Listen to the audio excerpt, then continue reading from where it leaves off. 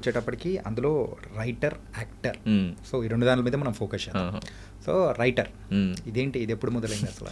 Actually రైటింగే చాలా చిన్న age నుంచి స్టార్ట్ అయింది. అంటే లైక్ యాక్టింగ్ ఇదంతా చాలా later ages of my life. నాది almost medical like MBBS complete అయిపోతుందని లాస్ట్ 1-2 ఇయర్స్‌లో అప్పుడు కొంచెం నాకు యాక్టింగ్ మీద అట్లా మళ్ళింది గానీ, సో ఫస్ట్ నుంచి నాకు ఉండింది రైటింగ్ అండ్ డైరెక్షనే ఎక్కువ లైక్ నా ఫోకస్ ఉండింది చిన్నప్పటి నుంచి. అంటే సినిమాస్ అంటే బేసిక్‌గా చాలా ఇష్టం. సినిమాసే చూసేవాడిని. ఇంకా ఏ ఫార్మాట్ నచ్చేది కదా నాకు. అంటే క్రికెట్ కానీ, లేకుంటే న్యూస్ కానీ ఏది నేను ఎక్కువ పట్టించుకోకపోయేవాడిని చిన్నప్పుడు. ఓన్లీ ఫిల్మ్స్ అంటే సీరియల్స్ ఏది చూసేవాడిని కదా, ఓన్లీ ఫిల్మ్స్ అనమాట. సో ఓన్లీ ఫిల్మ్స్ చూస్తున్నప్పుడు అదే నా హాబీ. అంటే నేను like due to my over weight issues అదంతా ఎక్కువ బయట ఆడుకోవడానికి కూడా అట్లా వెళ్ళేవాడిని కదా, స్పోర్ట్స్లో కూడా ఎక్కువ లేను. ఓకే. సో నాది ఏదైనా లైక్ నాకు హ్యాపీనెస్ వచ్చినా లేకుంటే సాడ్నెస్ వచ్చినా ఏదొచ్చినా కూడా డైలీ ఒక 2-3 సినిమాలు చూడడం అన్నది ఒక కామన్ లైక్ థింగ్ లాగా నాకు డైలీ రొటీన్ లాగా అయిపోయింది. సో దాన్ని మించి ఇంకొక పాయింట్ తర్వాత వెళ్ళిన తర్వాత అసలు ఈ సినిమాలు ఎలా తీస్తున్నారు, so what is the technology used, లేకుంటే అసలు సినిమా అనేది ఎలా తీయాలి, రైటింగ్ ఏంటి, డైరెక్షన్ ఏంటి, ప్రీ ప్రొడక్షన్ ఏంటి, దెన్ షూటింగ్ ఏంటి, పోస్ట్ ప్రొడక్షన్ ఏంటి, సో అవన్నీ నేను స్లోగా నేర్చుకోవడం స్టార్ట్ చేసిన. లైక్ ఫస్ట్ ఏమో ఆబ్వియస్లీ యూట్యూబ్, గూగుల్ దాని త్రూ నేర్చుకున్నా. దాని తర్వాత స్లోగా నేను లైక్ మెడికల్ ఫీల్డ్లోకి వెళ్ళిన తర్వాత అయినా కూడా ఆ ప్యాషన్ చచ్చిపోక నేను ఢిల్లీలో ఎంబీబీఎస్ చేసింది. సో అక్కడ లాట్ ఆఫ్ ఫిల్మ్ స్కూల్స్ అది ఇది నేను వర్క్ షాప్స్ ఉన్నప్పుడల్లా నేను ఆన్లైన్లో చూసి వర్క్ షాప్స్ అటెండ్ అయ్యేవాడిని. So main focus was writing. So దాని తర్వాత లైక్ యాక్టింగ్ అది ఇదంతా నాకు అప్పుడు లేదు.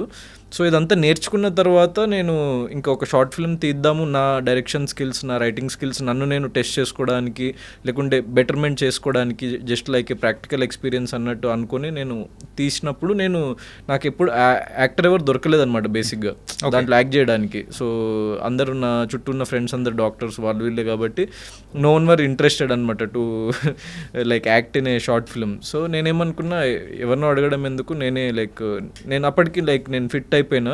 సో నా జర్నీలో లైక్ ఐ గాట్ ఫిట్. నేను ఎంబీబీఎస్ సెకండ్ ఇయర్ వరకు కొంచెం చాలా ఓవర్ వెయిట్ ఉంటుండే, తర్వాత నేను కొంచెం ఫిట్నెస్లో అట్లా వచ్చి సో ఫిట్ అయిపోయినా. సో నేనే యాక్ట్ చేసి చూసుకుందాము, ఎవరికి చూపించేదేం లేదు కదా, జస్ట్ నా ప్రాక్టీస్ కోసం అన్నట్టు నేను చేయడం జరిగింది.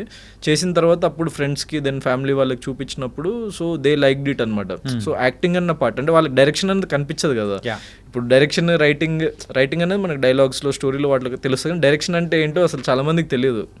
సో అదేం ఆ స్కిల్ కంటే వాళ్ళకి నచ్చింది యాక్టింగ్ అన్నది. నువ్వు ఆన్ స్క్రీన్ చూడడానికి స్క్రీన్ ప్రెజెన్స్ బాగుంది, దెన్ లైక్ యువర్ యాక్టింగ్ కొంచెం ఎమోషనల్ సీన్స్ అవి ఉండే, బాగా చేసినావు, నువ్వు ఇంకా ట్రైనింగ్ తీసుకొని దీంట్లో ఒకసారి పర్స్యూ చేసి చూడు, సో యూ మైట్ షైన్ అన్నట్టు వాళ్ళు సజెషన్స్ ఇచ్చిండ్రు.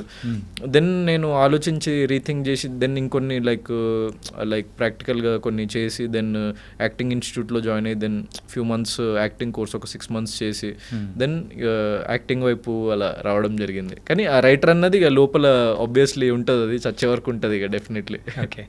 అంటే గౌతమ్ బ్రో, ఏంటంటే మీ రైటింగ్ అనేది ఈ సోలో బాయ్ మీద ఎంత ఇంపాక్ట్ ఏమైనా చూపించిందా అసలు? అంటే ఈ సినిమాకి నేనే రైటర్. సోలో బాయ్ ఫిల్మ్కి నేనే రైటర్. బయట ఎక్కువ మేము అంత పబ్లిసైజ్ చేయట్లేదు కానీ so I'm the writer of this film. అంటే ఫిల్మ్లో క్రెడిట్ టైటిల్ కార్డ్లో పడుతుంది. Okay. Story, screen play, dialogues completely నేనే రాసిన. దెన్ మీరు ట్రైలర్లో చూసిన డైలాగ్స్ అవన్నీ లైక్ నావే. అండ్ ఒక డైలాగ్ అయితే బాగుంది పోయా, అమ్మాయితో మాట్లాడేటప్పుడు అంటారు చూసారా, అది చాలా బాగా అనిపించింది. ఏంటది? ఎప్పుడు నీ పప్పి డాగ్ ఇలా నీ చుట్టూనే తిరుగుతుంటా.